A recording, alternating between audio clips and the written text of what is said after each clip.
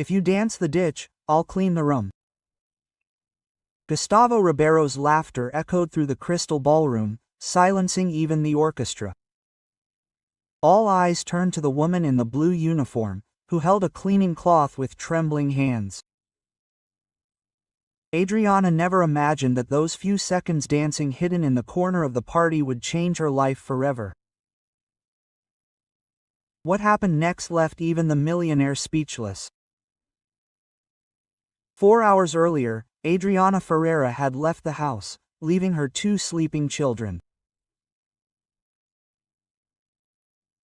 Miguel, 7, and little Sofia, just 4, were resting peacefully in their 2-room apartment in Madureira, their curly hair tied in a practical bun and their dark skin glowing with determination.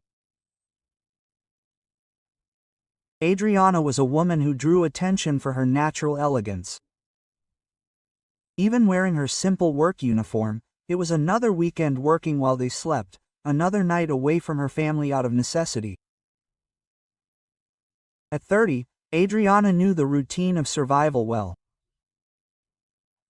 During the week, she worked as a receptionist at a veterinary clinic downtown. Her salary barely covered basic expenses. So, on weekends, she took on extra jobs cleaning luxury events. It was a world completely different from her own, but it paid well enough to keep her dreams alive. That Saturday night, the job was at the Grande Hotel Copacabana, the event the Ribeiro Foundation's annual gala, a lavish celebration where Rio's elite gathered to support social causes while flaunting fortunes that could feed entire families for decades. The main ballroom was breathtaking. Crystal chandeliers hung from the ceiling like captured stars, reflecting golden light onto the Italian marble floor. Round tables covered in white silk tablecloths were spread out in perfect order, each decorated with orchid arrangements that cost more than Adriana's monthly salary. She knew that glamorous world well, but always from afar.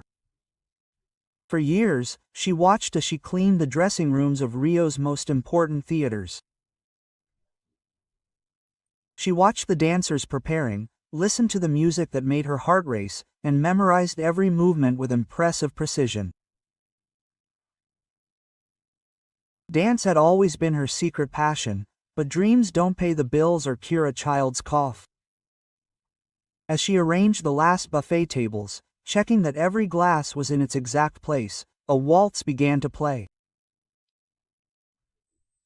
It was Blue Danube, Distrauss, the same music she danced to alone at home when her children were finally asleep and she could be herself for a few precious minutes. The sound of the orchestra filled the empty hall, creating a magical atmosphere. Adriana stopped what she was doing and closed her eyes, letting the melody envelop her completely. Without realizing it, her feet began to glide across the polished marble floor. There was no audience yet. The guests were at the cocktail reception on the terrace. It was just her, the music, and that moment of total freedom. Her arms moved with the natural grace of someone born to dance, as if her blue cleaning uniform were a ball gown and the empty hall were the municipal theater. Every step was perfect, every turn an expression of years of repressed dreams. For 3 minutes and 40 seconds, Adriana wasn't the single mother struggling to make ends meet. She was the ballerina she'd always dreamed of being. It was precisely at that moment that Gustavo Ribeiro entered the hall. Gustavo was an imposing and intimidating figure. At 45, his billion-dollar fortune built in real estate was surpassed only by his reputation for cruelty. He reveled in humiliating employees in public, especially when there was an audience to laugh along and validate his sense of superiority. Standing at the entrance to the hall, he watched Adriana dance for a few seconds with an expression of surprise that quickly transformed into something much darker. A wicked smile formed on his lips as he saw the perfect opportunity for the evening's entertainment. "Look at that!" Gustavo shouted, clapping his hands in an exaggerated and sarcastic manner. "Wow, the cleaning lady is an artist." The music stopped abruptly. The conductor, confused, looked in the direction of the voice. Adriana froze in mid-movement, like a statue that had just come to life and was surprised by cruel reality. The hall, which seconds before had been her dream stage, now looked like a gladiatorial arena. The first guests began to enter, drawn by the shout, and soon a curious crowd formed to see what was happening. "Come here, dear," Gustavo called with false kindness, walking toward her like a predator who'd found his prey. "Since you dance so well, how about a little performance for our distinguished guests?" The laughter began low, like a malicious murmur that grew until it became a symphony of humiliation. 500 high society people turned their gazes to Adriana, who felt her face burn with shame and her heart race with panic. She tried to hide behind one of the marble columns, but it was impossible. All eyes were fixed on her, every detail of her simple figure contrasting with the opulence around her. "I was just working, sir," Adriana stammered, her voice barely audible amid the cruel hubbub of the crowd. "Working?" Gustavo laughed even louder, making sure everyone heard. "What you were doing was work." It seemed more like a fantasy of grandeur, a maid who thinks she's a ballerina. The humiliation was complete and devastating. Adriana could feel the different looks coming from all sides. Condescending pity, elitist contempt, morbid amusement. Some women whispered snide comments while the men openly laughed at the situation. Tears began to form in her eyes, but she fought them back with all her might.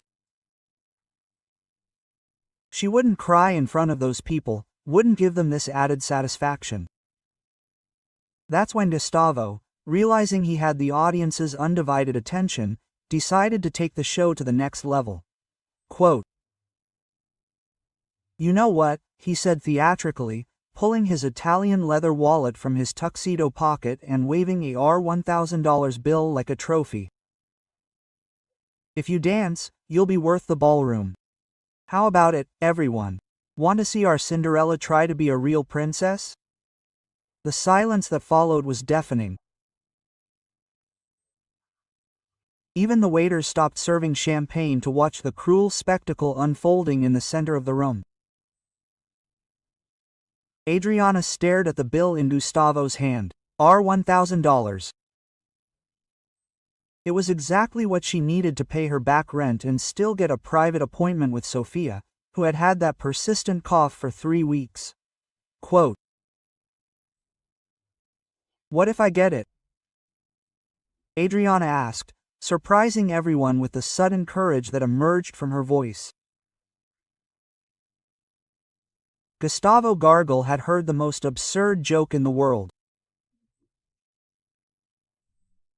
"If you can impress me, and I deeply doubt you will, I'll give you our $5,000 and I'll even clean this entire hall with my own hands." A murmur of utter disbelief ran through the crowd like an electric wave.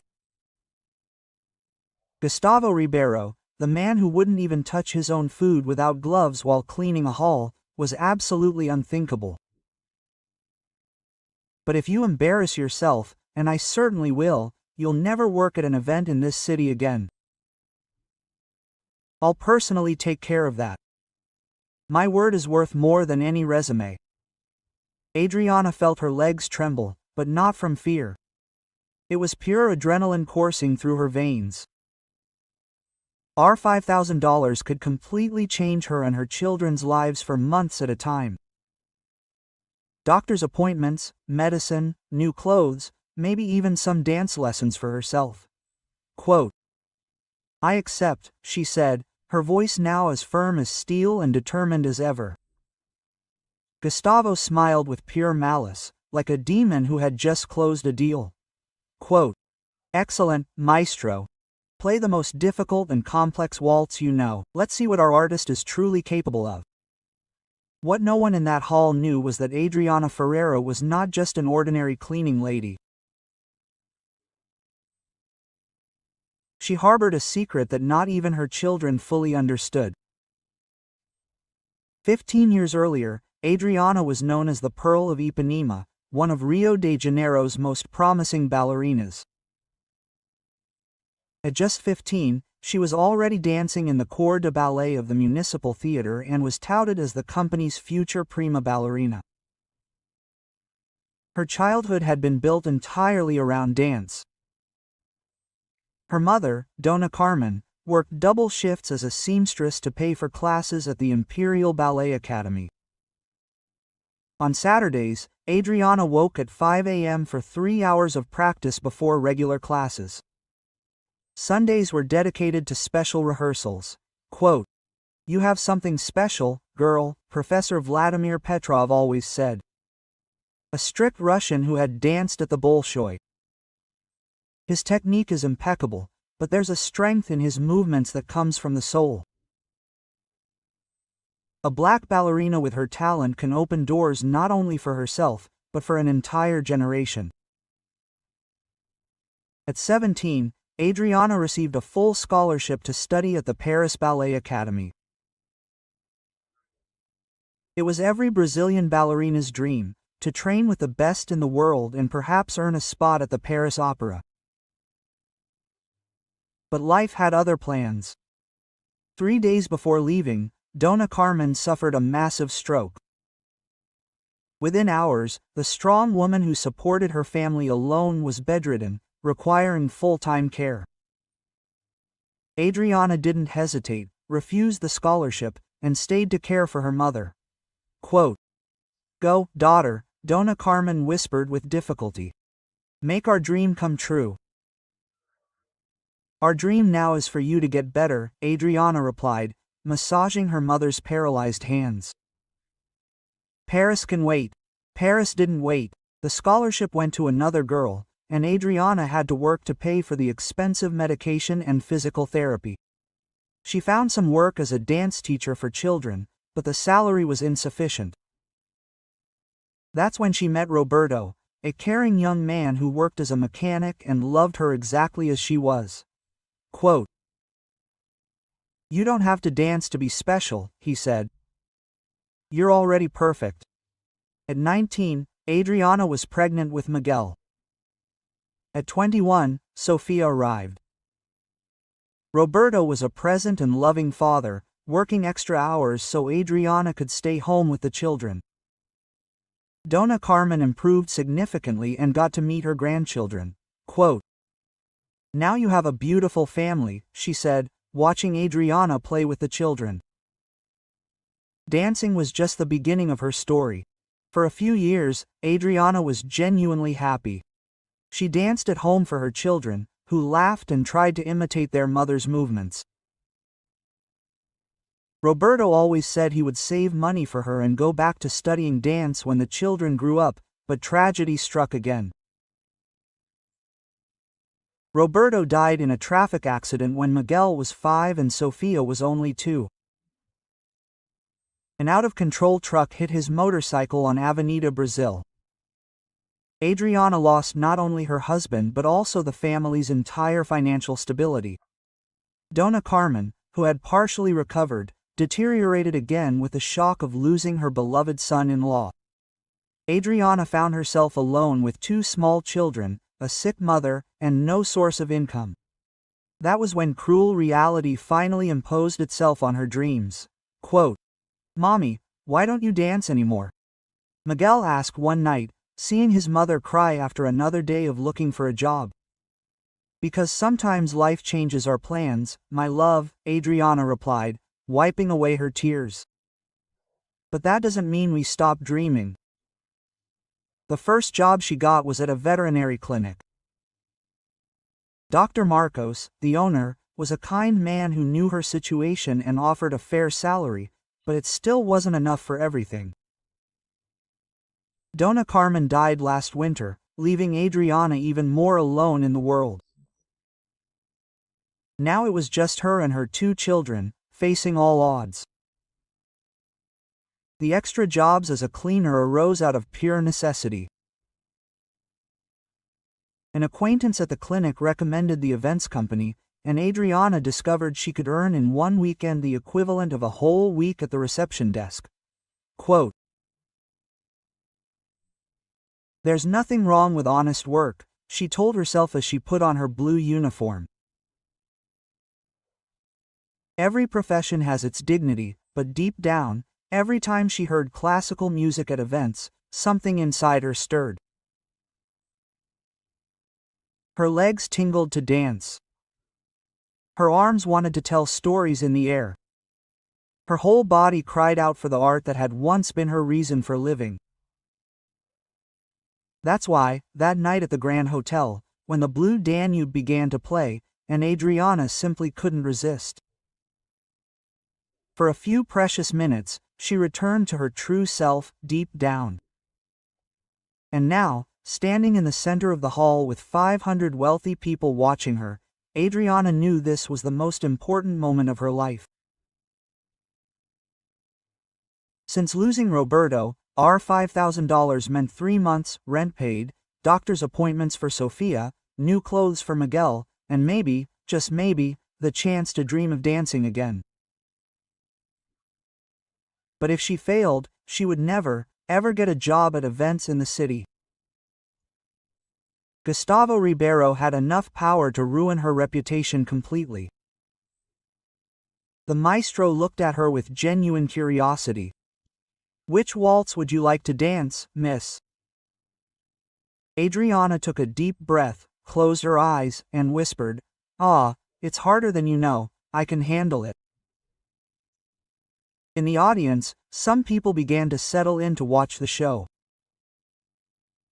Gustavo crossed his arms with utter arrogance, certain that in a few minutes he would be laughing at the woman's complete humiliation. He had no idea what he was about to witness.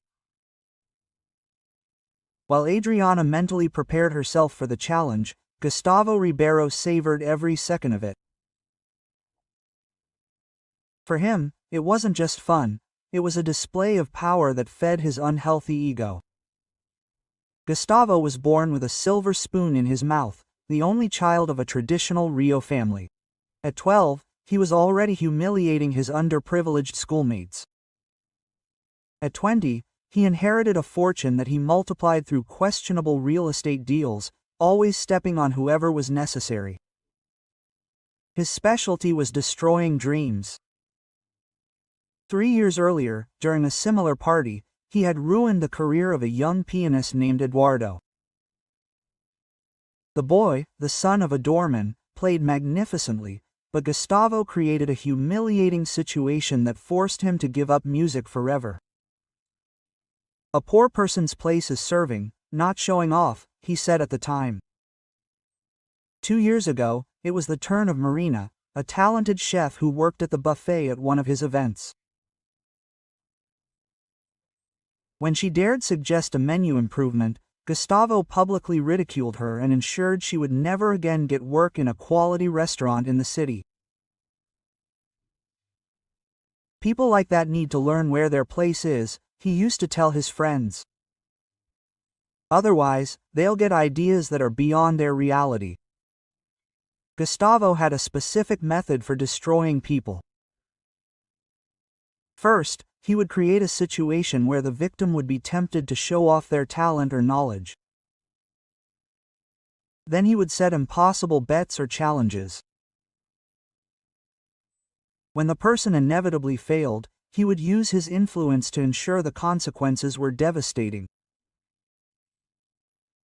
His network of contacts was vast and toxic. Business owners, theater directors, event producers, all owed Gustavo favors or depended on his investments. One word from him could open doors, but it could also close them forever. Do you know Gustavo? His wealthy friends laughed. He has an uncanny knack for spotting those who are trying to be more than they really are. In fact, Gustavo had a knack for spotting genuine talent, and it terrified him. At 45, he had never created anything of value. His fortune came from inheritance and real estate speculation. His charitable foundation was merely a front for tax breaks. He had no artistic talents, special skills, or any meaningful contribution to the world. So whenever he saw someone with real talent, especially someone from humble backgrounds, he felt a deep, irrational rage. It was as if their existence was a constant reminder of his own mediocrity disguised as wealth.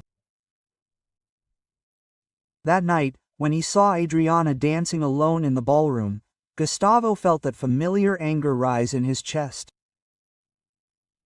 Her natural grace, the passion evident in every movement, the perfect technique hidden beneath her simple uniform.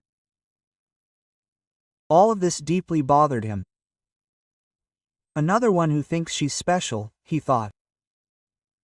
I'll show her and everyone else what the truth is. Gustavo was absolutely certain that Adriana would fail miserably. After all, she was just a 30-year-old cleaning lady, likely with no formal training, attempting to dance a complex waltz in front of 500 elite guests. The pressure alone would have been enough to destroy her. But there was another reason for her confidence. He had secretly instructed the maestro to choose Strauss's Emperor Waltz, one of the most technically challenging pieces in the classical repertoire, with abrupt changes of rhythm and movements that required years of training. Professor Santini, Gustavo whispered in the maestro's ear as Adriana prepared. Play that waltz we talked about, the most difficult one, and play it at the fastest possible tempo.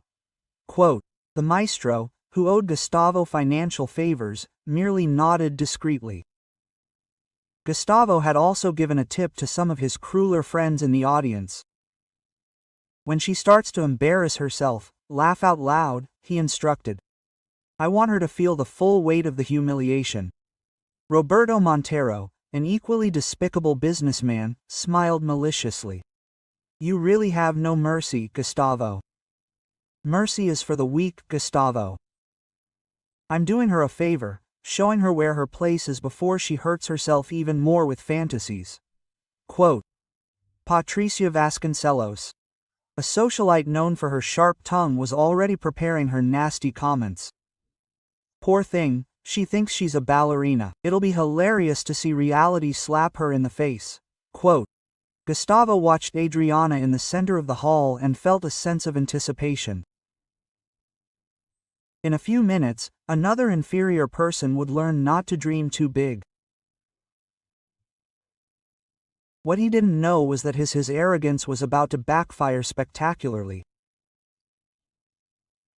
Dr. Helena Mendez, one of the party's most respected guests, watched the scene with growing unease. She was the artistic director of the National Theatre and had dedicated her entire career to identifying and nurturing genuine talent. When she saw Adriana dancing alone minutes earlier, Helena was impressed by the woman's impeccable technique and natural artistic expression. This isn't amateurism, she thought. This woman has serious professional training. Dr. Helena had known Gustavo for years and knew exactly what his game was. She had witnessed other similar situations and always regretted not having intervened. This time would be different. While Gustavo savored her anticipated malice, Dr. Helena strategically positioned herself in the front row, ready to intervene. She had a feeling that this night would be special. Maestro, Gustavo said loudly, making sure everyone heard. Play the most difficult one. Without mercy, I want to see if our artist lives up to her expectations. Quote, The cruel smile on his face was the embodiment of human evil in its purest form. Adriana took a deep breath in the center of the hall, closed her eyes, and waited for the music to begin. Gustavo crossed his arms, certain that in a few minutes he would be laughing at the greatest humiliation he had ever orchestrated.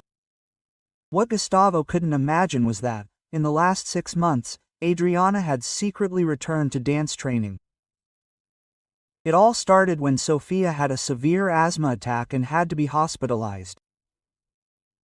During the long nights in the hospital, Adriana met Dona Eulalia, a 78-year-old woman who was visiting her grandson in the same pediatric ward. "Do you have the makings of a ballerina?"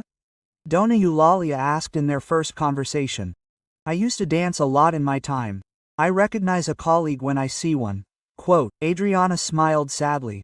"Yes, I did dance a long time ago, but that's in the past now." "Past," laughed Dona Eulalia. "My dear, dance doesn't stay in the past.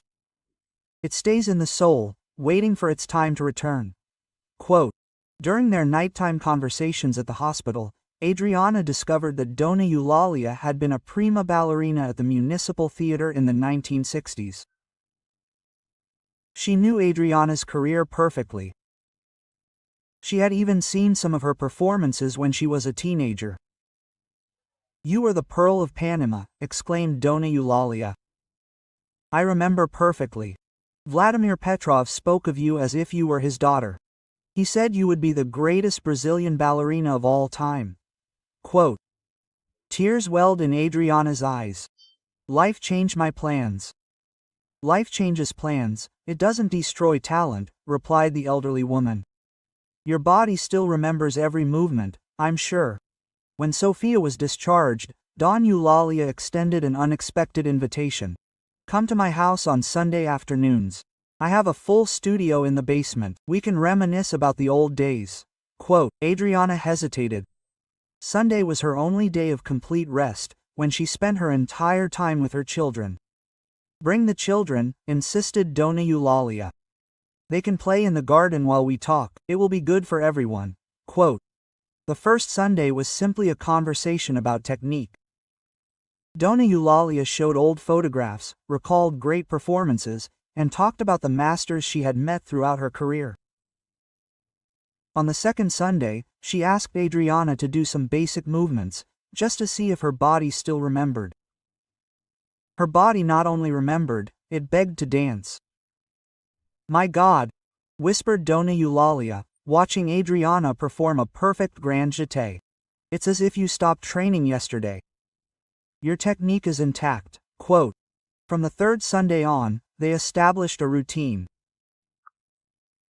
While Miguel and Sofia played in the garden below, the housekeeper, Adriana, and Dona Eulalia worked in the makeshift studio in the basement. "Don't think of it as stage-oriented," said Dona Eulalia. "Think of it as therapy for the soul. Your body needs this language to feel complete." Quote, for 6 months, every Sunday from 2 to 5 p.m., Adriana rediscovered dance. Dona Eulalia, despite her age, was still an exceptional teacher. She corrected postures, suggested interpretations, and shared technical secrets she had learned from the great European masters. "The Emperor's Waltz was always your specialty," Dona Eulalia recalled one Sunday. "You danced it with impressive maturity for a teenager."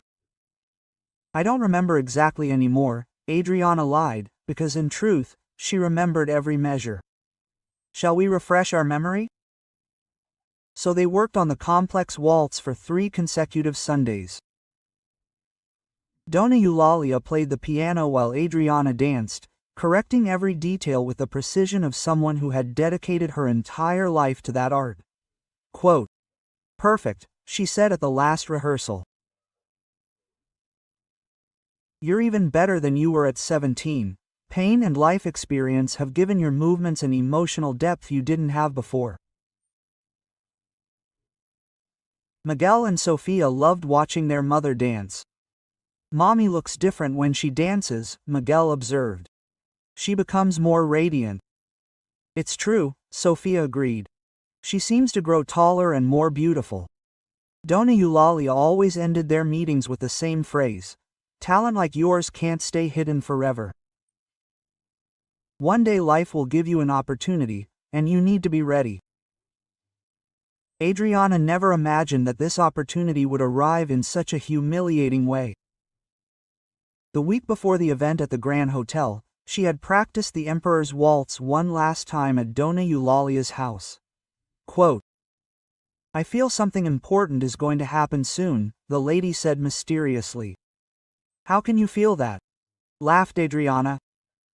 60 years on the stage teach us to sense the decisive moments, Dona Eulalia replied. Trust me and trust yourself. Now standing in the center of the Grand Hotel ballroom, Adriana heard her friend's words echoing in her mind. Her muscles were prepared, her technique was sharp, her interpretation was mature. She took a deep breath and assumed the opening position of the waltz. In the audience, Dr. Helena Mendez observed Adriana's perfect posture and felt a shiver of anticipation. Quote, "This woman knows exactly what she's doing," he thought. Gustavo, noticing the sudden confidence in Adriana's posture, felt a first twinge of unease. Quote, "Impossible," he murmured. "She can't be that good." The maestro raised his baton, looked at Adriana one last time, and smiled discreetly. He also recognized a professional when he saw one. Quote, "The Emperor's Valsa at its original tempo," he announced, completely ignoring Gustavo's instructions to play faster. Adriana closed her eyes, heard the first chords, and let 15 years of longing explode into pure movement. The transformation was instantaneous and magical. The first chords of The Emperor's Valsa filled the hall like a controlled storm. Adriana didn't move for 3 full measures, remaining as still as a marble statue in the center of the improvised stage. Gustavo smiled mischievously. He was already frozen with nerves. He whispered to Roberto Montero, quote, "This will be easier than I thought." But Dona Helena Mendez immediately recognized what was happening. Adriana wasn't stiff. She was counting the beats, preparing to enter at the exact moment the music demanded. It was the posture of a seasoned professional. On the 4th measure, Adriana opened her eyes. What happened next left the entire hall in absolute silence. She began with a slow and majestic port de bras, her arms tracing perfect arcs in the air, while her feet glided peacefully in impeccable burr. Each movement was executed with technical precision bordering on perfection. But there was something more, an emotional expressiveness that transformed technique into pure art. Quote, "My God," whispered Patricia Vasconcelos, completely forgetting the spiteful comments she had prepared. She is a professional. In the first rotation of the waltz, Adriana executed a series of Chen's turns that covered the entire length of the hall. Her turns were perfectly controlled. Her posture was erect as a spear, her arms maintaining their classic shape even as they moved, technically flawless. Gustavo felt the first knot in his stomach. Quote, "Impossible," he murmured. "A cleaning lady can't dance like that." But it was just the beginning. As the music accelerated into the second movement, Adriana responded with a combination of grand jetés and assemblées that demonstrated not only technique but impressive physical strength. Each leap reached a perfect height. Each landing was as silent as a feather touching the ground. Dr. Helena Mendez had tears in her eyes. 25 years directing ballet companies, and rarely had she witnessed a performance as complete as that. She's not just dancing, she thought, she's telling her life story through her movements. That's exactly what was happening. Adriana's every gesture carried 15 years of repressed dreams. When she extended her arms in a grand gesture of bras, she was embracing all the children in the world she couldn't raise as she would have liked. When she performed her turns, she was spinning away from all the pain and humiliation she'd suffered.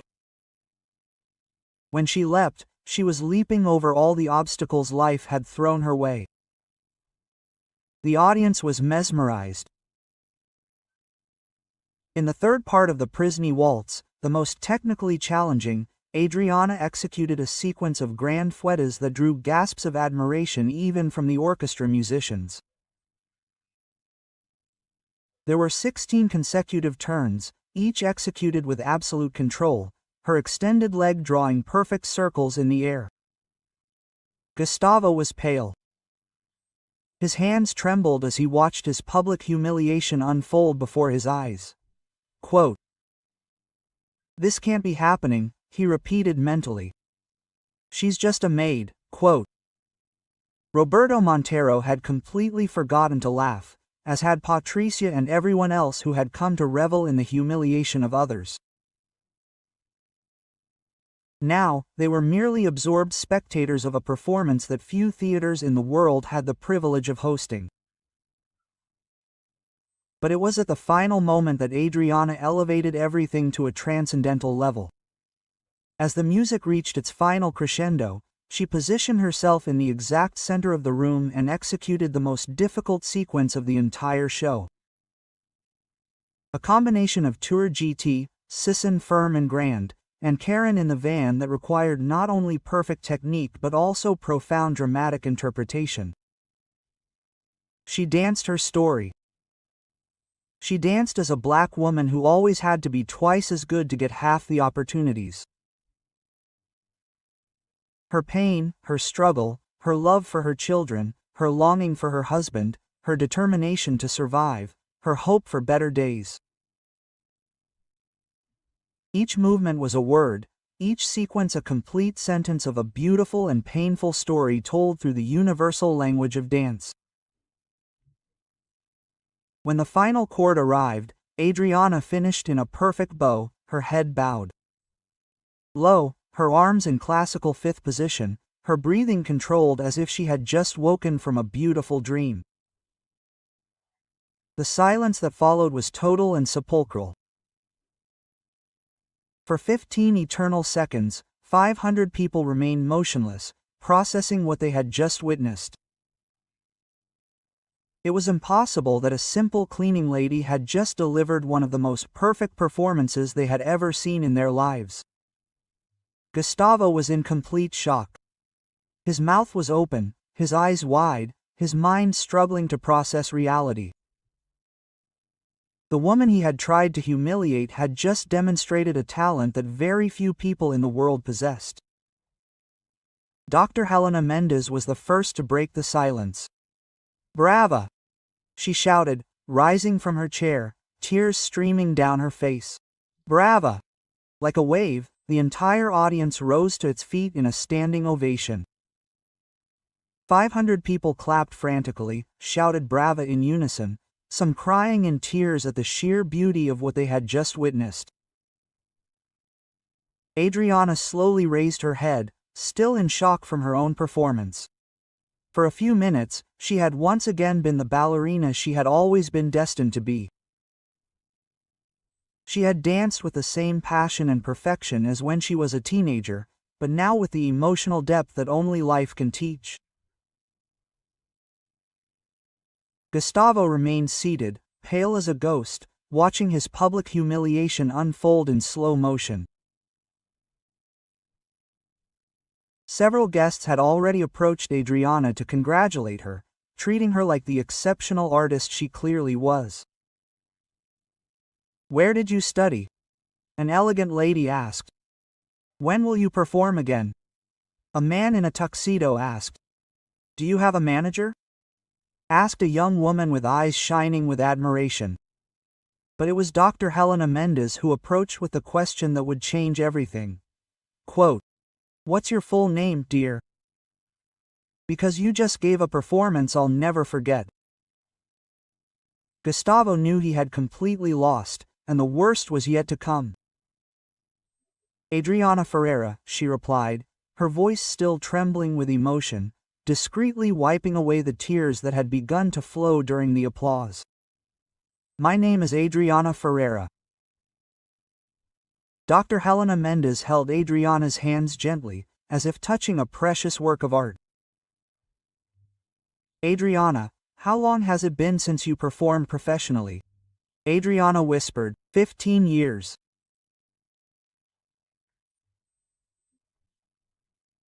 I haven't performed in 15. A murmur of disbelief ran through the nearby guests. How was it possible to maintain such perfect technique after so long away from the stage?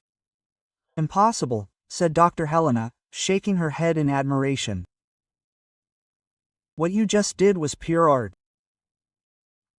Very few dancers in the world can convey so much emotion while maintaining technical perfection. Yes. Gustavo finally rose from his chair, trying to regain control of the situation he had created. His face was red with anger and humiliation, but he knew he couldn't simply run away. Hundreds of people were watching, many filming with their cell phones. Quote, very beautiful, he said in a forcedly casual voice, walking toward Adriana. He hadn't really expected this. His eyes met hers, and for the first time in his life, Gustavo Ribeiro felt small in front of another person. There was something in Adriana's expression, not arrogance, but an unshakable dignity he had never possessed, despite all his wealth. Quote, Mr. Ribeiro, Dr. Helena said firmly, I believe you owe this lady a few words, and I don't just mean words. Gustavo swallowed hard. He had made the bet publicly in front of hundreds of witnesses. Some had even recorded his opening remarks. There was no escaping what he had promised. Quote, did you dance well? He admitted reluctantly. Very well, actually. Well, Dr. Helena exploded. Mr. Ribeiro, what we just witnessed was one of the most extraordinary performances I've ever seen in my 40-year artistic career. This woman didn't just dance well, she danced magnificently. Other guests began to chime in. Professor Santini, Sis, the conductor, approached, his eyes shining with emotion. Quote, in 50 years of conducting orchestras, he said, his Italian accent still thick, I've rarely seen anyone interpret Strauss with such precision and feeling. Quote, ma'am, you are a true artist. Carlos Eduardo Menezes, art critic for the city's largest newspaper, pushed people to get close to Adriana. We need to talk, he said urgently. Rio needs to know we have a talent of this magnitude working on cleaning up, Adriana added, unabashedly. I work cleaning to support my children. The silence that followed was charged with emotion. The audience finally grasped the magnitude of the situation. This wasn't just an impressive performance, it was the story of an exceptional artist whom life had pushed into invisibility. Quote, my children, Adriana murmured, suddenly remembering reality. They're home alone. I need to wait, Dr. Helena interrupted firmly. Before anything else, this gentleman has a debt to pay. All eyes turned to Gustavo, who was visibly uncomfortable. He knew he had no choice. He pulled 5 $1,000 bills from his wallet with reluctant movements. Quote, here's the $5,000, he said, grudgingly handing over the money. And the rest of the bet? Dr. Helena asked with a smile that didn't reach his eyes. Gustavo was livid. You said you'd clean the room with your own hands if she could impress you. He remembered Roberto Montero, who now seemed to be enjoying his friend's discomfort. And, man, she didn't just impress, she left us all ecstatic. Single quote. I was joking, obviously, Gustavo stammered. Joking? Dr. Helena's voice turned icy. Sir, when you publicly humiliated this lady half an hour ago, you were also joking when you made cruel comments about her fantasy of grandeur. You were joking.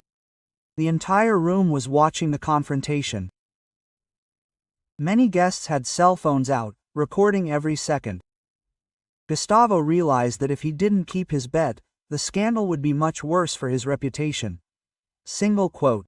Okay, he said through gritted teeth. But I'm not going to clean the entire room. That's ridiculous. A bet is a bet, Professor Santini said firmly. A hombre keeps his word. Gustavo looked around desperately, searching. He reached for support, but was met only with expectant looks. Even his closest friends seemed to be waiting for him to fulfill his promise. With stiff movements of suppressed anger, he removed his tuxedo jacket and rolled up the sleeves of his white shirt. A waiter, understanding the situation, brought a broom and a cleaning cloth. Quote, "You don't have to clean everything," Adriana said softly, speaking for the first time since receiving the money. "Just mop where I danced. I think that's enough." It was a gesture of mercy that Gustavo didn't deserve, and everyone knew it. But Adriana wasn't cruel like him. She was simply a strong woman who had just regained her dignity. Gustavo knelt on the marble floor and began mopping the area where Adriana had danced. Each movement was a public humiliation, but also a lesson that wealth doesn't make anyone superior to anyone else. Meanwhile, Dr. Helena spoke urgently to Adriana. "Honey, I run the National Theater. We need to talk about your future. What you just did can't be hidden." Adriana looked at the $5,000 in her hands, more money than she'd seen combined in years. And then at the elegant woman who was talking about the future as if it were truly possible. Quote, "I have 2 small children," she said. "I can't just bring them," Dr. Helena interrupted.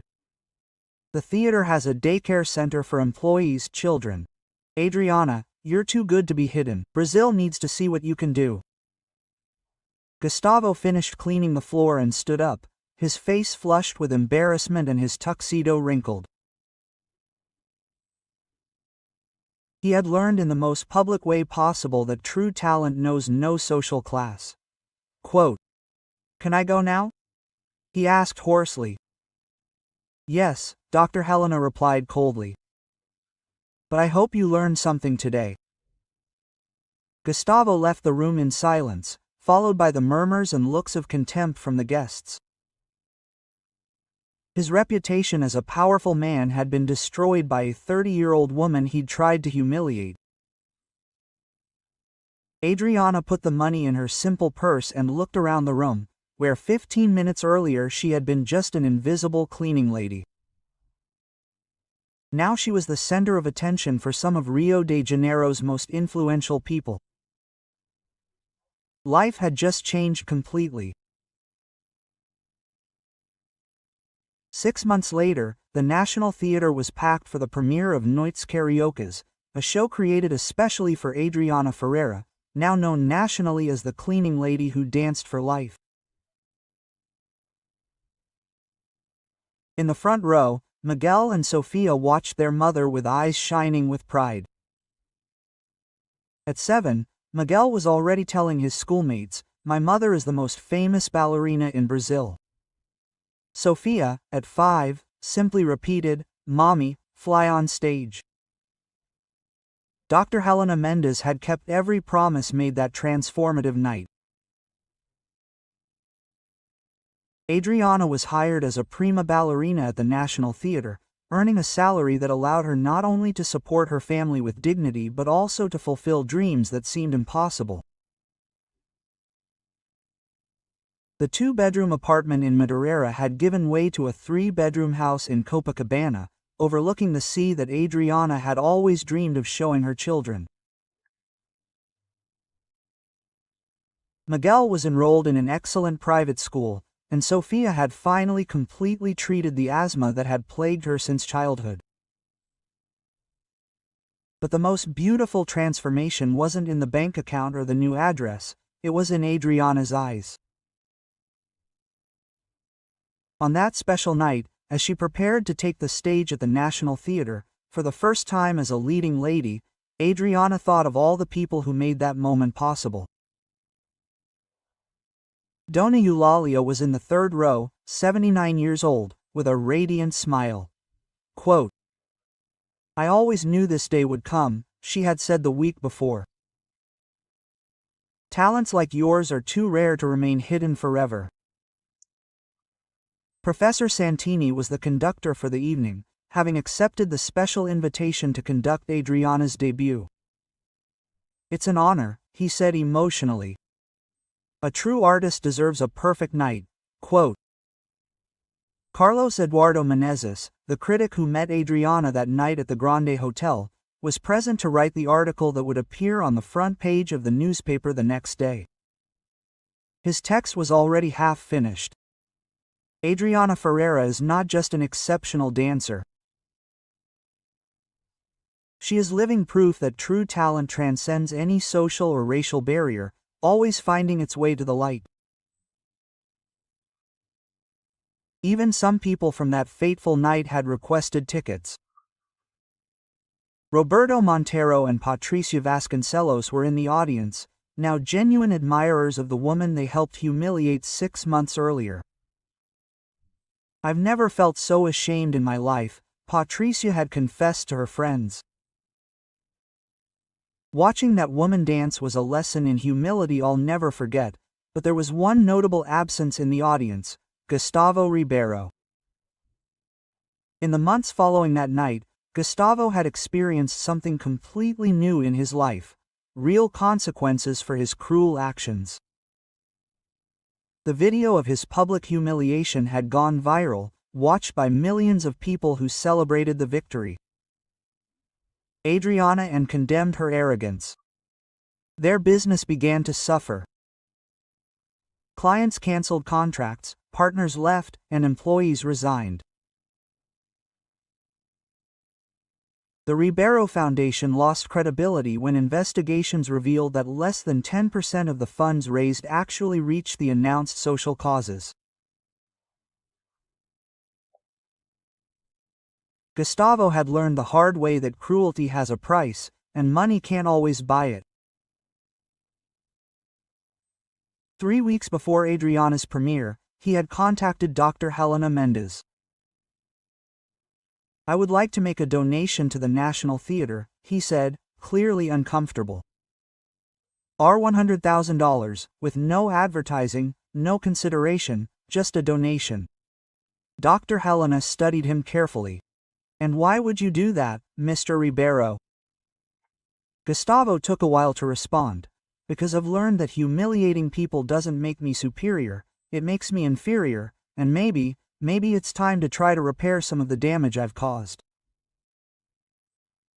The donation was accepted and used to create a scholarship program for young dancers from underprivileged communities, with a special focus on Black and peripheral talent. The program's name was the Adriana Ferreira Project. Talents Without Borders. Now, in the dressing room of the National Theatre, Adriana was finishing preparing for the most important performance of her life. Her costume was a classic tutu in shades of blue and silver that made her look like a fairy tale princess. A knock on the door interrupted her thoughts. Adriana was a doctor.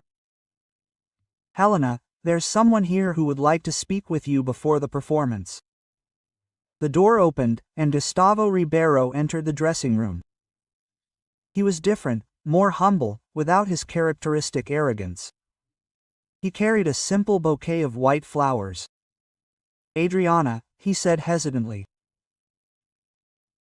"I would like to apologize for what I did that night, for the way I treated you, for everything." Adriana watched him for a few seconds. She saw a man broken by his own evil, someone who had finally understood the weight of his actions. I accept your apology, she said simply. We all deserve a second chance to be better people. Gustavo handed her the flowers, his hands trembling. You deserved everything good that happened and more, much more. He left the dressing room in silence, and Adriana smiled at the flowers. It was the end of a painful cycle and the definitive beginning of her new life. 5 minutes later, she was on stage in front of 1,500 people, standing, applauding before the music even began. When the first chords of Claire de Loni filled the theater, Adriana began to dance not only with perfect technique, but with the pure joy of someone who had regained her dreams. In the audience, Miguel shouted, "Go, mommy," and Sofia clapped her hands with complete enthusiasm. Dr. Helena watched from the sidelines with tears in her eyes. Sometimes, she thought, life gives us exactly the beautiful story we needed to see. When the curtain closed after a 15-minute standing ovation, Adriana smiled, looking at Gustavo's flowers in her dressing room. She had forgiven, but most importantly, she had won. The invisible cleaner had become an unforgettable star, and her light would shine forever. Adriana's story shows that no talent deserves to be erased and that dignity should never be humiliated. Often, those who seem invisible carry a light capable of transforming the entire world. If this story touched you, like it, subscribe to the channel, and comment below what moved you most. Your support makes all the difference in helping more people receive stories of overcoming adversity like this one.